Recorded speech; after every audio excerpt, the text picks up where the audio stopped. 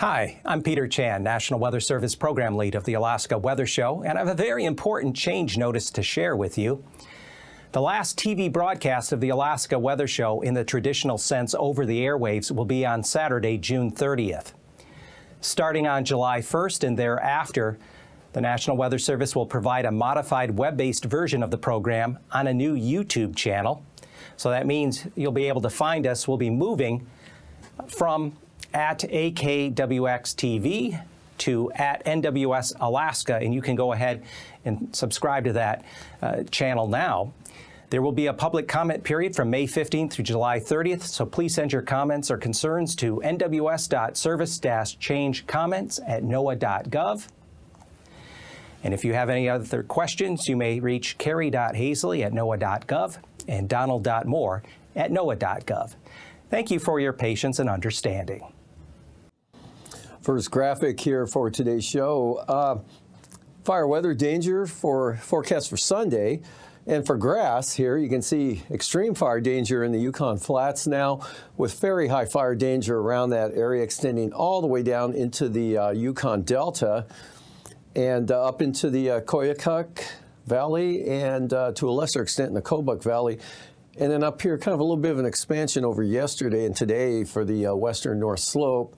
And then still pretty low here over the southeast interior panhandle, but up to around medium here over the southwest part of the state, western Kenai Peninsula, up into the southwestern Susitna Valley.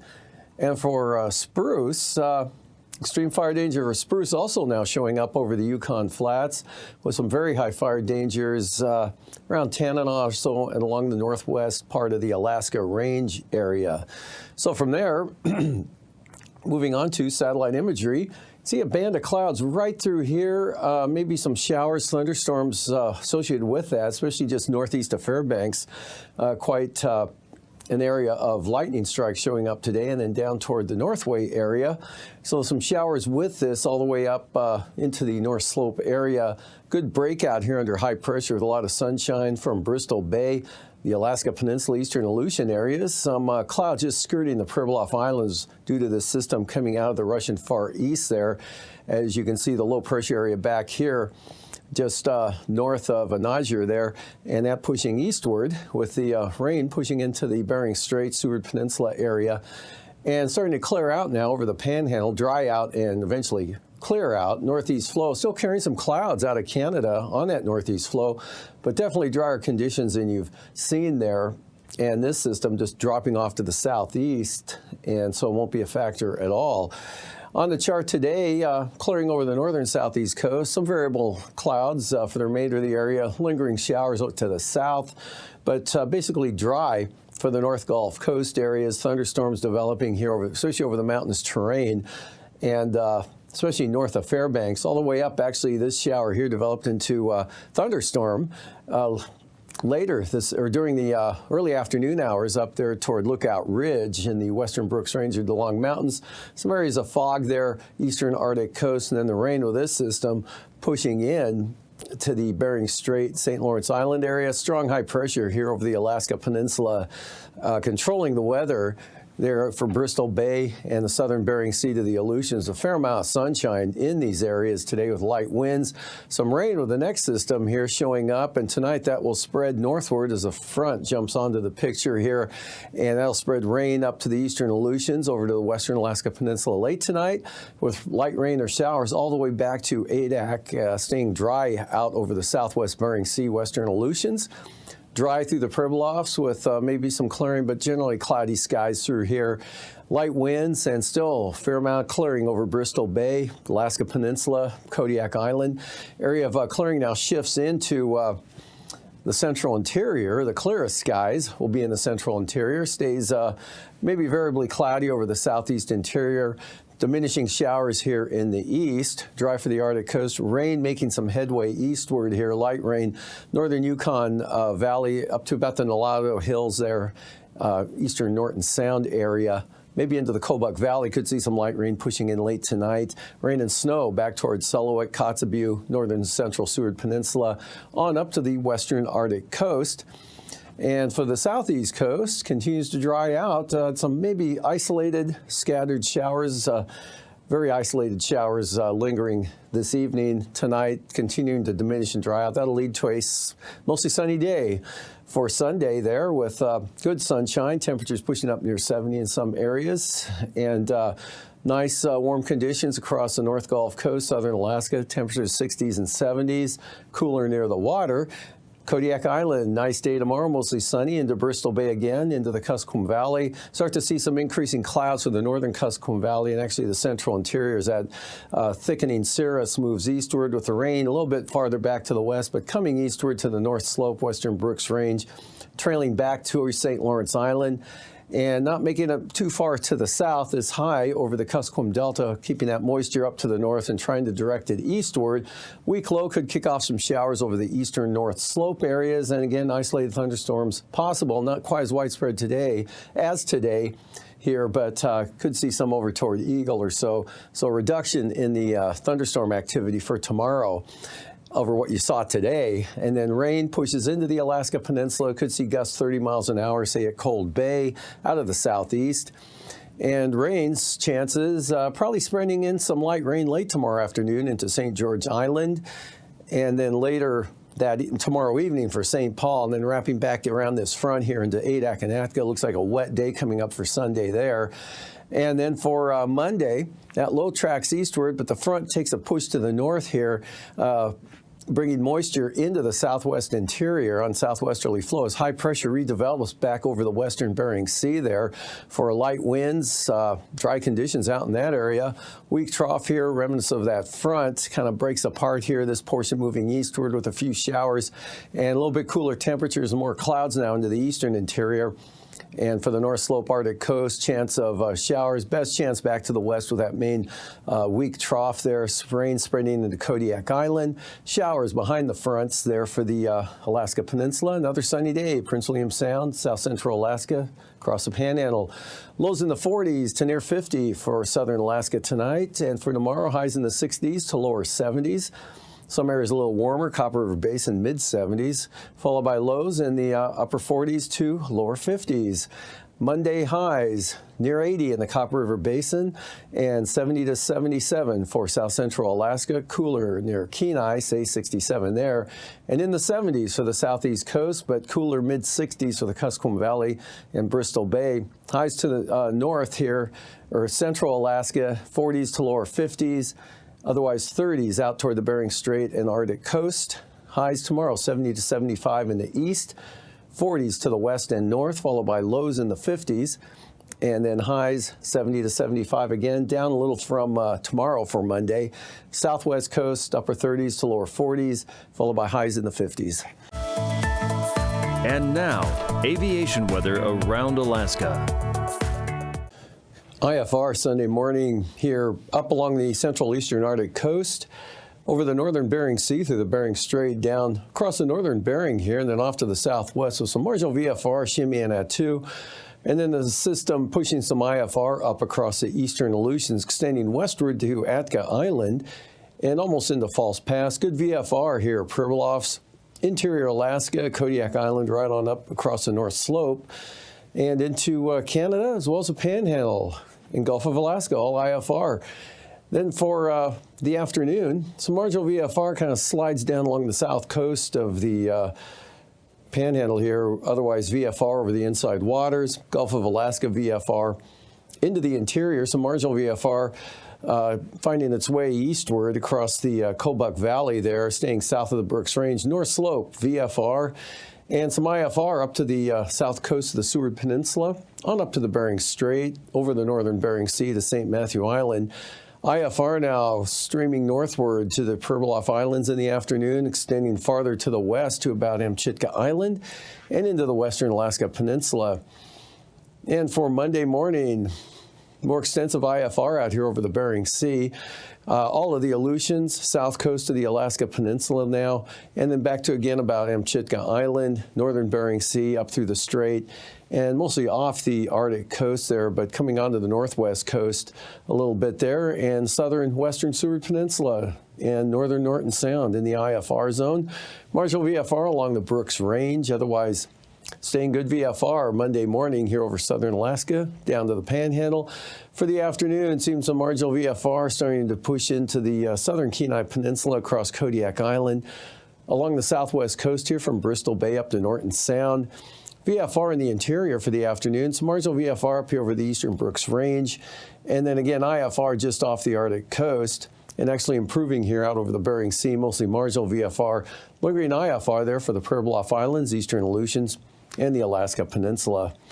And for passes, Anatuvik, Adigan, both VFR again for the day Sunday.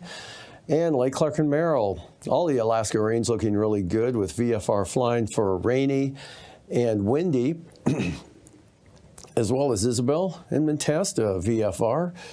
Tanita VFR, Portage looking good with VFR flying there. And Chilkoot and White, nothing but VFR. Freezing levels, upper level high coming in, then kind of shifting eastwards. That puts 8,000 to 10,000 feet here over the southeast part of the state. About 8,000 feet or so here, southern Alaska. Across the central Bering Sea, and then a little bit lower down over the Aleutians, much lower up here toward the Russian Far East, and running about 8,000 to 6,000 feet or so for the Panhandle. And icing free for the southeast coast, southern Alaska, 2 zones though, with the system up here to the northwest, spreading increasing icing threats of maybe some isolated moderate rime icing into the northwest part of the state, western North Slope, and then kind of trailing back, or it will trail back across St. Lawrence Island. And then another push of moisture coming northward here brings isolated moderate rime icing to Atka Island, eastward into the western Alaska Peninsula during the afternoon hours. And from there, taking a look at the jet stream, that southerly flow 65 knots, pushing that moisture northward there into the Aleutians and eventually into the southeastern Bering Sea.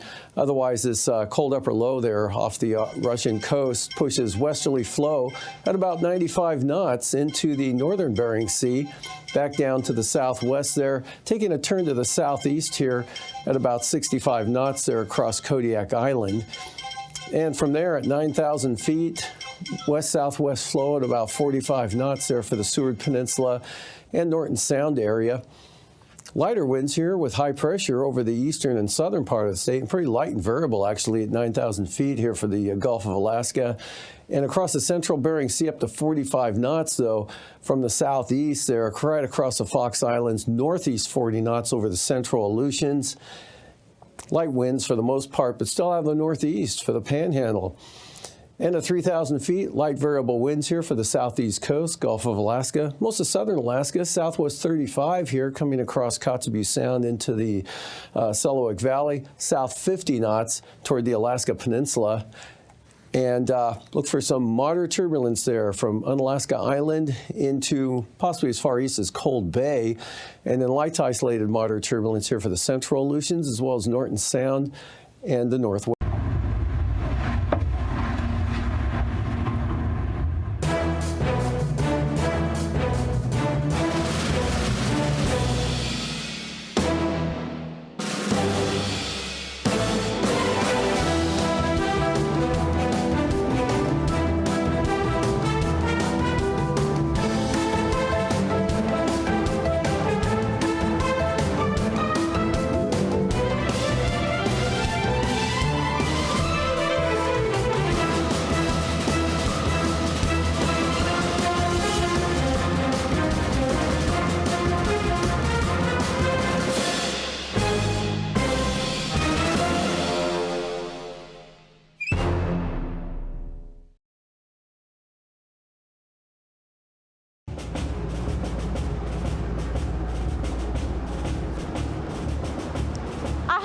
Cadets, and welcome to the Okeanos Explorer.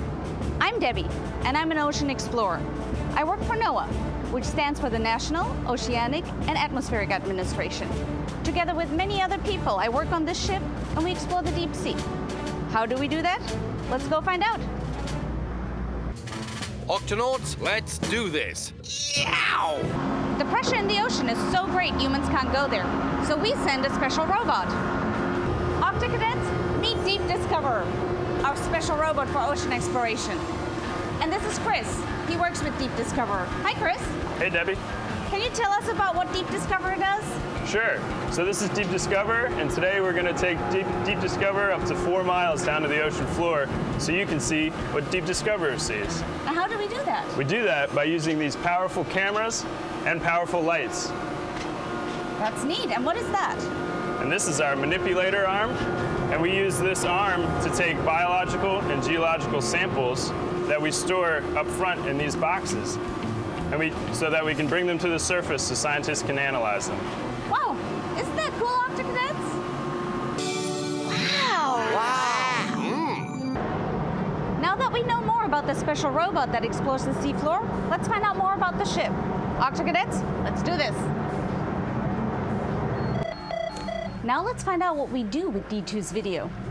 Come along. This is the control room. A lot of things about D2 happen in here. Behind me, you see the pilots.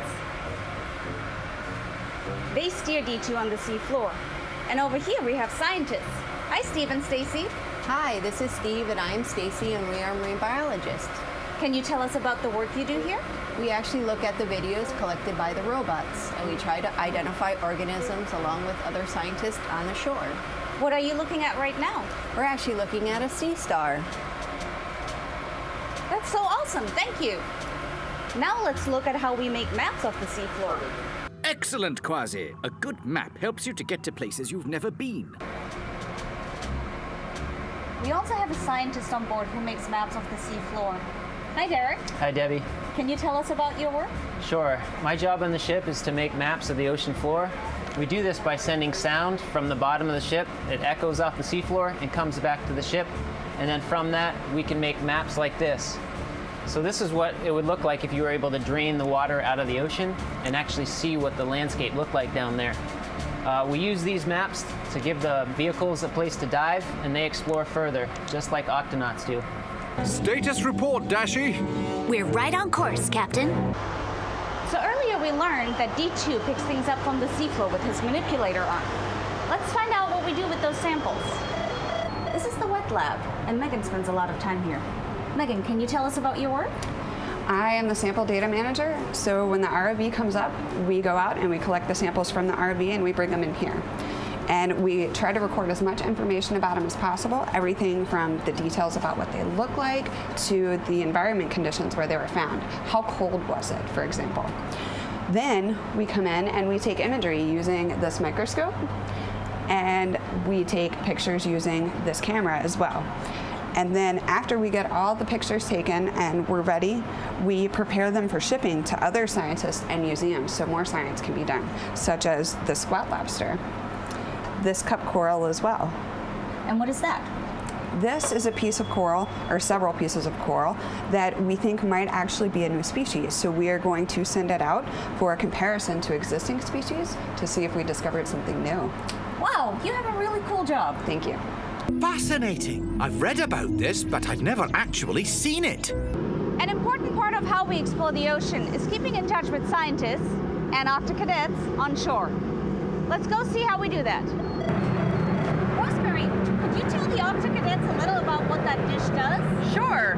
My name is Lieutenant Rosemary Abbott. I'm the operations officer aboard the Okeanos Explorer, and that is our VSAT.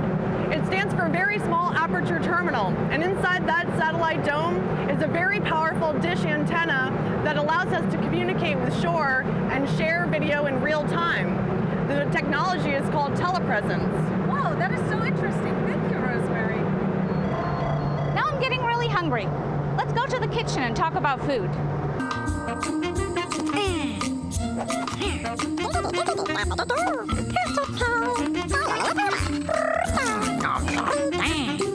This is the ship's kitchen, also known as the galley. And this is Michael. Hi, Michael. Hi, Debbie. Michael is the chief steward on this ship, and he keeps 49 people fed for 3 weeks at a time. Michael, how do you do that? With a lot of care and with the help of 3 crew members. I have myself, the chief steward, a chief cook, and a second cook. And we just do it with a lot of love and care and make sure that everybody's happy and well fed. We use up to 150 dozen eggs per trip, up to 100 gallons of milk, a lot of veggies and fruits, a lot of snacks. Everybody's very pleased with what we usually put out. We also make sure that we do it in a loving way, in a sanitary way, in a safe way that keeps everybody from getting any tummy aches.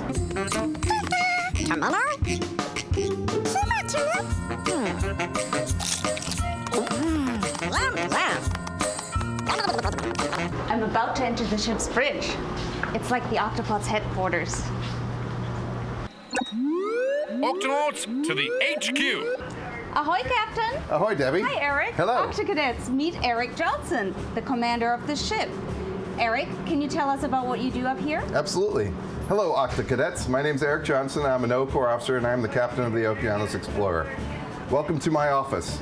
This is where we drive the ship. This is where we control the operations. We run the propellers that are underneath us in the back to the wheel up here at the front, which is where we steer. It's a pretty cool job. It's very exciting, and it's pretty beautiful around here as well. So, Octocadets, now you know a little bit about the ship and how we explore the deep sea. I hope you enjoyed our time together. I'll see you next time. Debbie, safety first.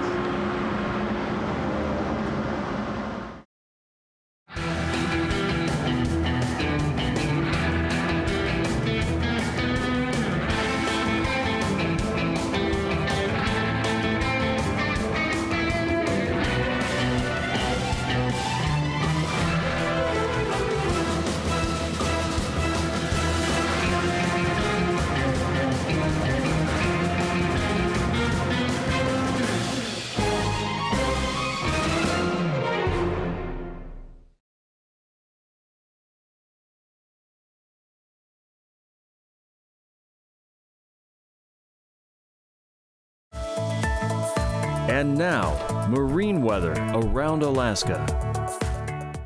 All right, marine forecast here for the south coast of the Panhandle. Northwest winds 20 knots, higher gusts here on the south coast.